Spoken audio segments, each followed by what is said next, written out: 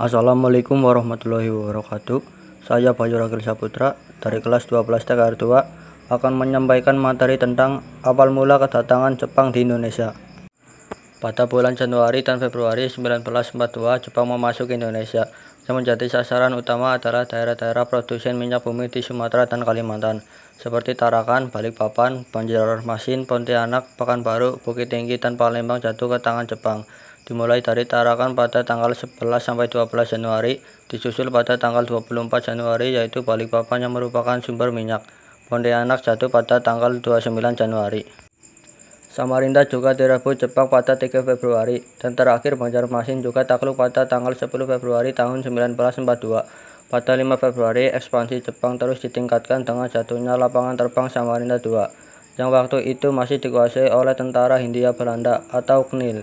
Dengan dikuasainya pusat kekuatan Hindia Belanda di lapangan terbang tersebut, maka dengan mudah pada tanggal 10 Februari Banjarmasin secara keseluruhan dikuasai.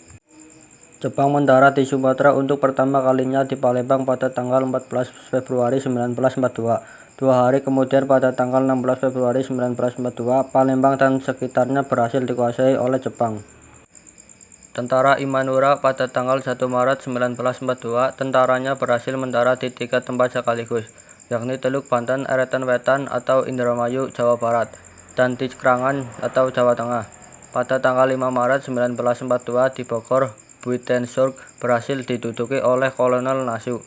Secara resmi Jepang telah menguasai Indonesia sejak tanggal 8 Maret 1942 berdasarkan perjanjian Kalijati.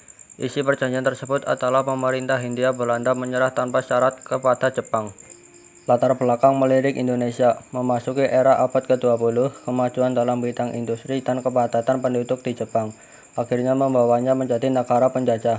Penjajahan pertama Jepang dilakukan terhadap Korea pada tahun 1905. Pada masa selanjutnya, Jepang mulai menaklukkan Manchuria pada tahun 1931, Cina pada tahun 1937, dan Asia Tenggara pada 1938. Amuto 2013. Minat Jepang terhadap daerah Asia Tenggara adalah A. Karena ajaran Shintoisme tentang Hoku Ichio, itu ajaran tentang kesatuan keluarga manusia. Jepang sebagai bangsa yang telah maju mempunyai kewajiban untuk mempersatukan bangsa-bangsa di dunia ini dan memajukannya. B. Alasan lain Jepang menguasai Indonesia adalah karena masalah ekonomi. Kemajuan industri Jepang memaksakannya untuk bisa menguasai sumber-sumber alam yang berada di Indonesia, terutama minyak tanah, timah, karet, dan lain-lain. Guna mengambil hati masyarakat pribumi agar berdiri di belakang pro pemerintahan Jepang, dilancarkan gerakan 3A. Slogan yang dipergunakan adalah Nippon Cahaya Asia, Nippon Perlindungan Asia, dan Nippon Pemimpin Asia. Namun dalam kenyataannya, Jepang tidak jauh berbeda dengan negara imperialis lainnya. Jepang memasuki negara imperialis baru seperti Jerman dan Italia. Sebagai negara imperialis baru, Jepang membutuhkan bahan-bahan mentah untuk memenuhi kebutuhan industrinya dan pasar bagi barang-barang industrinya. Oleh karena itu, daerah jajahan menjadi sangat penting artinya bagi kemajuan industri apabila tidak didukung dengan bahan mentah atau baku yang cukup dengan harga yang murah dan pasar barang industri yang luas.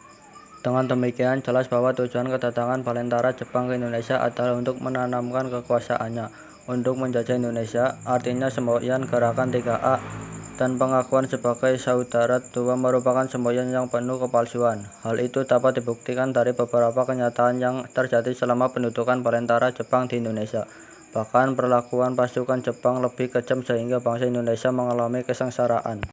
Sekian yang dapat saya sampaikan. Terima kasih. Wassalamualaikum warahmatullahi wabarakatuh.